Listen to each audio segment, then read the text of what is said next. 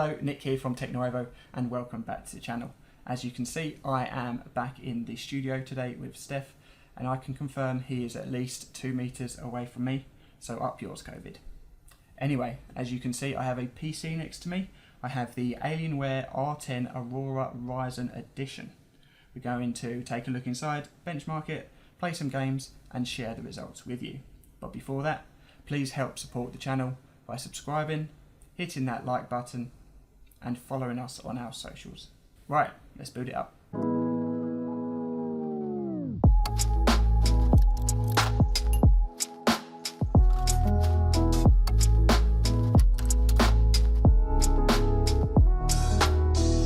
So the R10 Ryzen edition includes 11 standard builds starting from £979 and goes north of nearly £5,000 for the top of the range model. Each of the 11 builds can of course be fully customised to add a little extra here and there to suit your budget. We got sent one of their mid-range builds which retails at a cool £1,800 and includes the Ryzen 9 3900 CPU, Radeon 5700 XT GPU, 16GB RAM, and it's got both an SSD and hard drive for Windows and games. It appears Alienware have used their own motherboard, but when we dug a little deeper, it looks like they've used some sort of X570 board. The R10 range comes in 2 colour schemes, Dark Side of the Moon and Lunar Light, with the latter having an extra RGB lighting zone where the Alienware wording down the side is. We got sent the Dark Side version and I think it looks pretty sleek. The case is unlike anything else in the market and it has that distinct but subtle Alienware branding. You've got all the usual inputs and outputs expected on a PC like this, including 3 USB-A and 1 USB-C port to the front, along with the standard headphone and mic ports too. The little Alienware logo, that lights up and that is the power button. It's quite a large and heavy unit, weighing in at nearly 18 kilograms, and as for its size, it's 480mm high, 223mm wide and 432mm long, which is bigger than any of our current PCs, but sat perfectly fine on my desk and was nowhere near too big. When you see a gaming PC, you'll see RGB, it'll be fully synced up, there may be patterns, and more than likely you will see the internal workings of the PC too. The R10 does not do that unfortunately, nor would you want it to, as the internal appearance and how the components are housed is very practical but very industrial and quite an eyesore. That being said, there is some RGB on these cases, but it's limited to the logo and to the front fascia surround, unless of course you have the Lunar Light version and then the wording on the side is also RGB. If you want to take a peek inside, there is a single screw on the back near the top. Unscrew it, push the button in and it will release the side panel, which you can then remove. Right, I passed the R10 over to Joe for him to do some benchmarking and to play some games, and here are the results.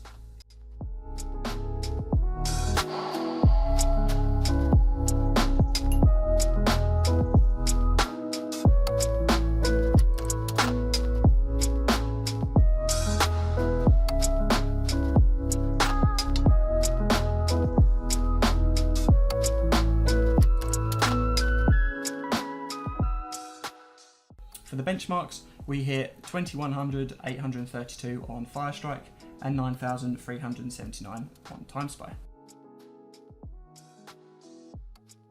Heaven, it scored 3383 with an average FPS of 134. Cinebench R20, it got 5224 points. We then played some Modern Warfare, Borderlands 3, Apex and some Tomb Raider, both at 1080p and 1440p at high settings. At 1080p, we achieved over 110 FPS average across all the games, which is very good. When we upped the resolution to 1440p, the average dipped slightly, which is a shame, but apart from Borderlands 3, we were above 60 FPS across the other games. 4K, we didn't feel the need to even try it, not with this GPU anyway, as a game needs to be playable before glorious to look at. As for the temps, it got scorchingly hot. On Modern Warfare, GPU temps maxed out at 77 degrees with an average of 64. Respectable, perfectly fine, and as expected, as the GPU had its stock cooler on it. However, with the CPU, we were maxing out at a whopping 106 degrees with an average of 93. which is a little too hot for my liking. Why was it so hot? The CPU had a stock cooler on, and then there was just one 120mm intake fan to the front and one 120mm exhaust fan to the top as well. It clearly isn't enough to keep this CPU cool under load, and is one aspect worth upgrading if you're considering buying one. Speaking of fans, I thought this PC was going to take flight when I first turned it on. The fans were that loud. The default fan profile would make the fans go up and down like a yo-yo, which of course helped performance under load, but it was just too much and needed to be toned down. That leads me nicely into the Alienware Command Center. Primarily it's a hub for your game library, but there are two other parts worth mentioning. The first is FX, where you're able to control the RGB on your computer. You can select either the logo or the surround or both, and change the colours and brightness to create personal profiles. The second is the Fusion tab.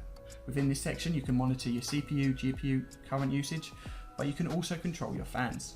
You can adjust default profiles such as balanced or performance, and change the fan curves to suit your needs, or create your own profile altogether.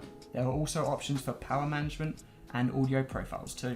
To sum it up, this version of the Aurora R10 did a very good job at playing all the games we threw at it at 1080p with ease, and also offered a decent performance at 1440p too. Retailing at nearly £1,800, it's not cheap, and although performance was good, you could argue it would have benefited from a better GPU to match the higher performance from the 3900. But I guess that's why you're given the option to customise your build. I would have also liked to have seen better cooling. With AIO so cheap now, it could have been included at this price. It goes without saying that this build would have been a few £100s cheaper if you built it yourself or got a lesser known company to build it for you. But then you can't really tell your mates you have the new Alienware PC, can you? That is a wrap on this video. If you stuck around till the end and enjoyed it, make sure to subscribe, share and hit that thumbs up button. Let's chat in the comments below. We'd love to hear your thoughts on this build and Alienware in general.